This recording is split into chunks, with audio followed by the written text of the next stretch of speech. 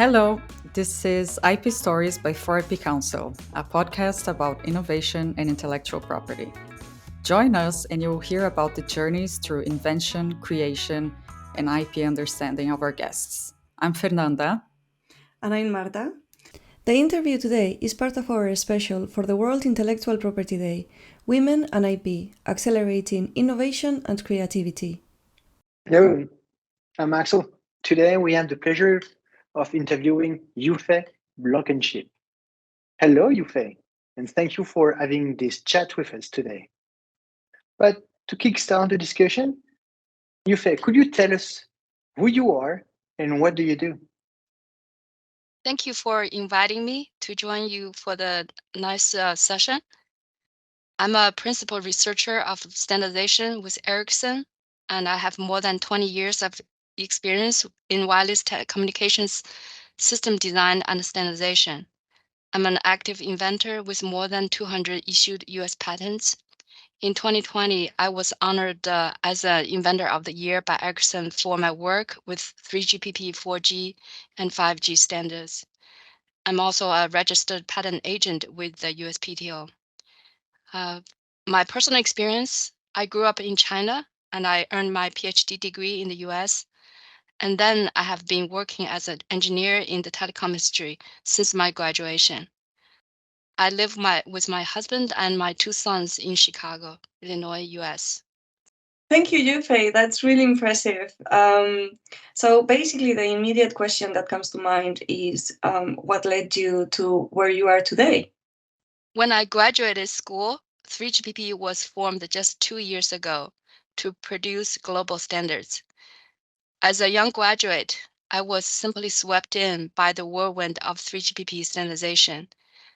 3GPP was then trying to standardize broadband data, which is introduced on top of simple mobile telephone calls. Then 4G and 5G came along to further expand the connectivity and provide richer services to consumers. My personal experience of becoming an inventor over the years, the key point is to have great role models and have the opportunity to work with top talents globally. When I was a pretty fresh engineer, I had the opportunity to join somebody's witness an older engineer's lifelong career celebration, where the ceremony was for the engineer achieving 100 issued US patents. That was quite impressive. And I had the opportunity to chat with the older gentleman and learn from his experience. That was quite an inspiration and made me feel like it's something that's worthwhile to dedicate your whole career to. Wow, Yufei, I have to say that it's very refreshing to see such a successful woman in the STEM industry, as it's still very male dominated, which is also the case in standards development organizations. Um, which are the major challenges you face as a standardization creator and as a woman in this field? For me personally, the biggest challenge is to maintain a work-life balance. It's a challenge to be a mother, a wife, and a standardization engineer all at the same time. When my kids were born, I struggled with whether to take a break and take some leaves to care for family. Uh, However, I realized that staying at home for a few years to care for children would really put me behind. I would be totally out of the loop, and my skills would become obsolete very quickly because standards get refreshed or have the evolution forward. One cycle is about 1 to 2 years. So if I take that time off, say twice for two of my kids, then I would totally become obsolete. I credit my family for very strong support over the years. Without such family support, I wouldn't have survived this thus far. Another challenge for me personally is that I need to overcome being a shy person, so overcome shyness, working in a highly competitive environment. I've observed that many women engineers are detail-oriented and do very thorough work. Um, However, in the standardization environment, this is simply not enough. For me, I have to learn to step outside of my comfort zone, learn to be firm, and be able to argue with some other engineer sent from another company, and be able to talk over the microphone in front of like 800 people, and does not give up and be very firm. This is not my personality, but I have to learn to behave a little bit different in a standardization environment. That is a challenge that I have to learn to overcome. Very interesting. I mean, standardization word is so fascinating. But from your personal experience, do you see changes happening regarding gender equity, especially in the last few years? Yes, there have been some changes of time. Uh, However, I would say it's still quite far from gender equality. My guess would be that only 15 to 20% of delegates sent to the 3GPP standardization meeting are women. So it's clearly dominated by men. Just being a woman in such a crowd, you would feel like you're quite small. That's how I feel myself. Another pretty obvious inequality is that in 3GPP RAN, at least the official positions like chairmanship or vice chairmanship are completely dominated by men. Maybe I can remember one lady who have made it so far, and the rest are all men. On the other hand, I've observed that recently there have been quite a few women that take up uh, like uh, delegate lead position. So they would be the lead of a delegation of a company, so women would be the leadership in that way. So leader of a company's delegation. That is quite refreshing, I would say. I really empathize with what you said before about being shy and having to put yourself out there. So thank you for sharing. Now, my question now is more about you as an award-winning inventor. So my question is, how do you develop an inventor mindset? Hmm. Yeah, for me, the first thing is to overcome the doubt and the fear, and just start to build some confidence in yourself. You learn over time that international standards like 3GPP or IEEE standards are huge and very complex. They need a lot of engineers to contribute. There are plenty of opportunities to find improvement to the current standards. So technology evolves forward continuously. You just have to tell yourself that you can be a top expert in your area, and that you can be the first one to discover something and share with everybody. You learn that you really don't have to be a genius to be an inventor. You can make incremental improvements, and that still allows you to be an inventor. um, another another say inventor mindset would be like you have to learn that uh, to find the problems, to develop an eye for the problems, and be aware of the prior art. So if you can describe the problem and what is the gap between where the current art is and where the kind of ideal design would be, if you can describe that gap, define the problem, then you're basically halfway there. Then you're basically can search for solutions to close that gap. And to be in that position, you just need to build up solid knowledge and be aware of how the standards are defined now and where it should be. Well, I am personally fascinated about innovation, and as I was listening to your answer there, I was thinking, when do you give up an idea? Mm. So standardization, like in the 3GPP or the IEEE setting, is in fact you can think of it as a competition game. Participating companies all over the world, Asia, North America, Europe, India, it, basically all over the world, companies send their best engineers and present their latest and greatest ideas. When you do that, you need to present evidence to show why, your proposal or your design is the best and should be the winner and be chosen and be standardized. So, uh, in that competition environment, actually, um, uh, you can check people's arguments and evidence. It's there. Uh, there's often some pretty clear quantitative,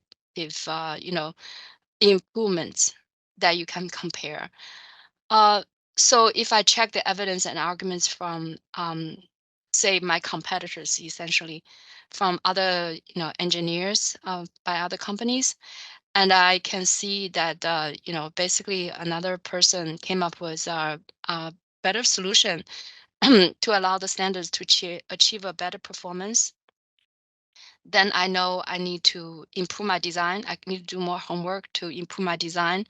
Or if I cannot, match or beat the competition, well, you just have to give up at that point.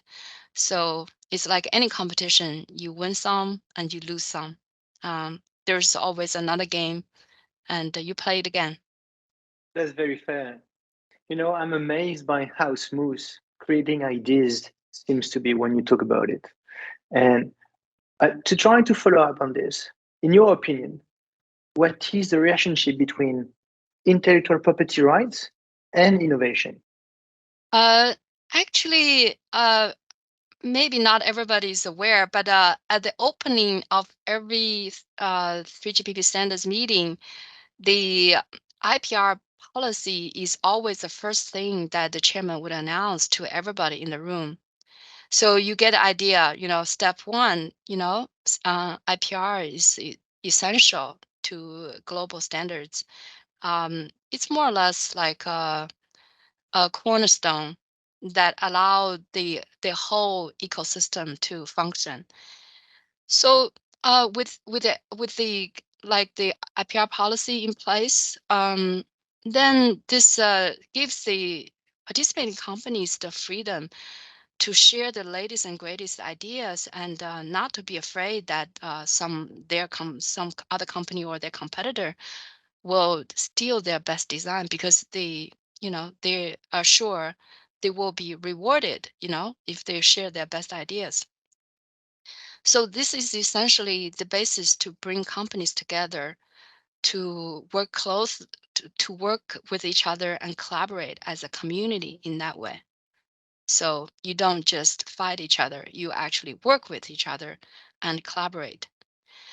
Uh, Also, clearly, intellectual property rights is there to incentivize and stimulate the innovation in the telecom industry. The royalties of the patent licensing are used to support the researchers and the companies. In the companies, the researchers are given the space to explore and push the boundary forward. So you can see this is a positive feedback loop that allows the innovation to keep growing. You can imagine that if we take away the cornerstone of IPR, we can expect the pace of research and innovation will slow down, and in fact, we can imagine the entire society will suffer as a consequence. To keep IP rights in the loop, curious about what can you tell us about the path from creating an idea to filing a patent application? Yeah, so it's for my personal experience, working in the standards setting, uh, having an idea and then develop a patent application is similar to other inventing other fields as well. So first of all, you identify the problem. You see something could be improved. It's not the best. Um, you you know you have say build up the a good foundation of the prior art. How things are done now, but it's not where you want it to be. There's a gap. You want to close the gap. So you describe the problem. You set up the problem correctly, and describe it to yourself, to train your brain to think in that direction.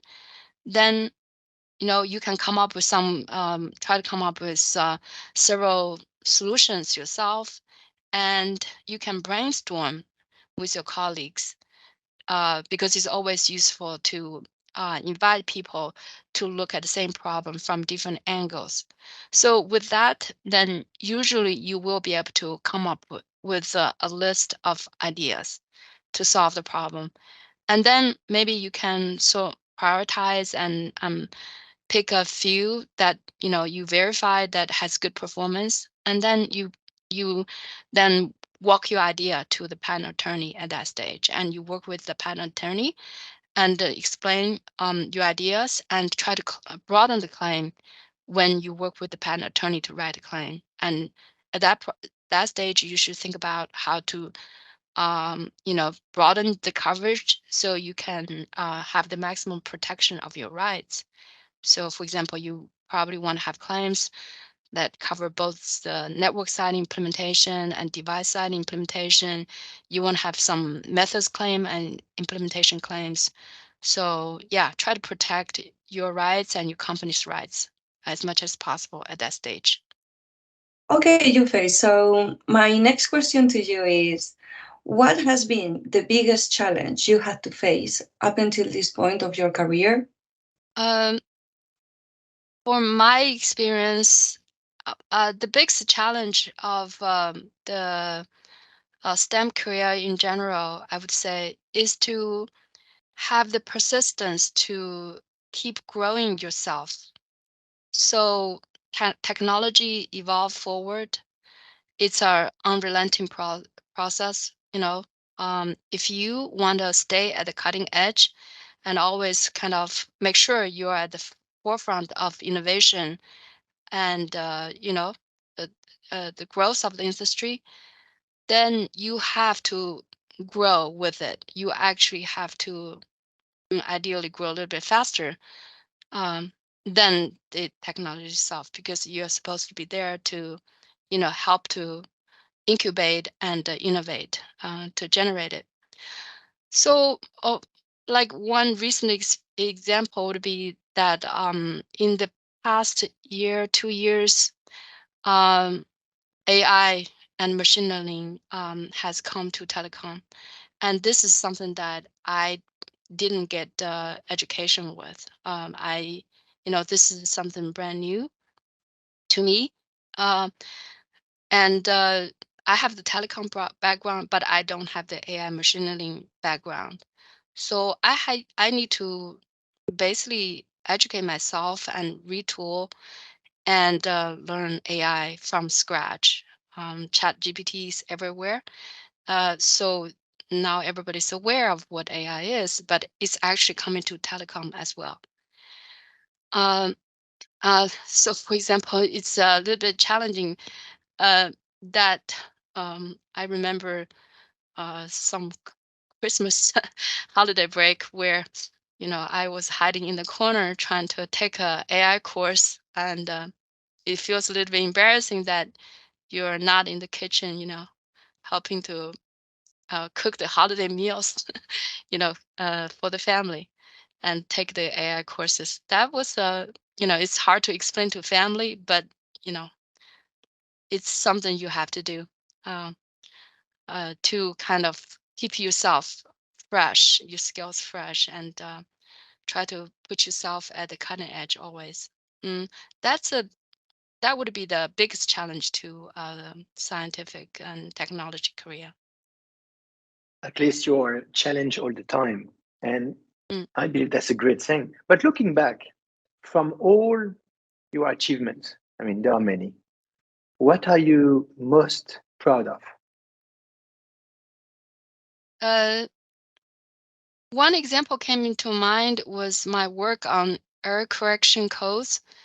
I worked on error correction codes for both 4G and 5G, and some of my work actually, luckily, was part of the standards.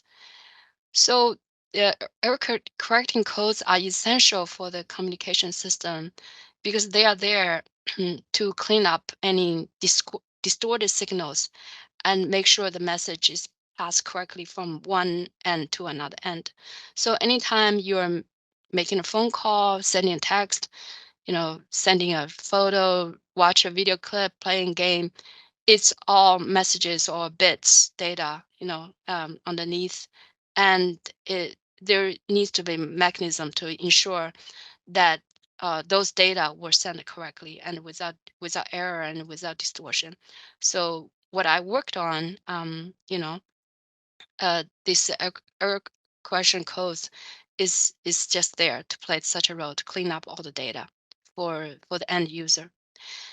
Uh, so mm, that I was quite proud of because anytime me or my family or my friends pick up the phone, I can tell them that some of my work were in there anytime they use any of their device. That was something I was quite feel quite happy with.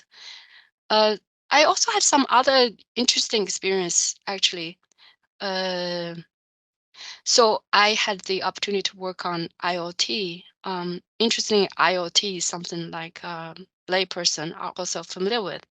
But in the early days of IoT, it feels very strange and wild that people say, in the future, all the TVs and refrigerators, air conditioners, garage doors, all those gadgets would be connected to the internet.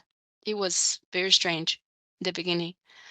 Uh, But now it's a reality, and I have all the gadgets in my house connect to the internet, and I can say that I was part of the engineering force that brought it about. So very small contribution for myself, but it's a very huge, very big change for the society, and I feel lucky that I could be a member of the engineering force that brought it about to the world.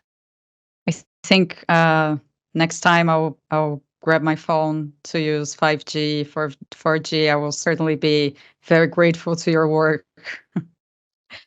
As a last question, uh, what advice would you give to the new generations of inventors, and especially regarding girls interested in standardization? Uh, I would say uh, be confident that you have something to contribute. Don't worry that you are not the genius who will invent the next light bulb and save the entire humanity. Just go for it. You can do it. You can help invent the next big thing. And nowadays, all the big impressive technology innovation are brought about by uh, basically armies of engineers. There's no lone wolf that inventing the light bulb anymore. So you can be one of the engineer that would contribute to the next big thing. Um, for example, if I think about my experience with 3GPP standards, uh, thousands of engineers work contributed to it. So it's definitely a group accomplishment. It's huge group accomplishment by engineers, by groups of companies all over the world. So just tell yourself you can do it. You can be part of it. You are talented and you can contribute. You can be the top expert in your area and you will get the opportunity to invent the next big thing. Another thing to keep in mind is that this will be a marathon. You just have fun and enjoy meeting the top people in your field. Enjoy the opportunity to work with the greatest engineers and book authors of the books that you read. You will have the opportunity to actually meet them all and work with them. It would be a very exciting journey. Very nice. If I had a background in engineering, I would be subscribing to contribute to these groups right now because that was very inspiring. This has been such a lovely chat. Thank you so much, Yufei, for making yourself available. Thank you very much. Thanks for inviting me and giving me the opportunity to tell my story. I really wish that more girls and more women engineers would join the inventor community and just share your talent and don't be shy and make an impact to the world. You can do it. Go for it. Thank you for listening to IP Stories by 4IP Council. Visit our website on 4ipcouncil.eu to find out more and check out the links mentioned during this episode. If you liked it, remember to share and subscribe.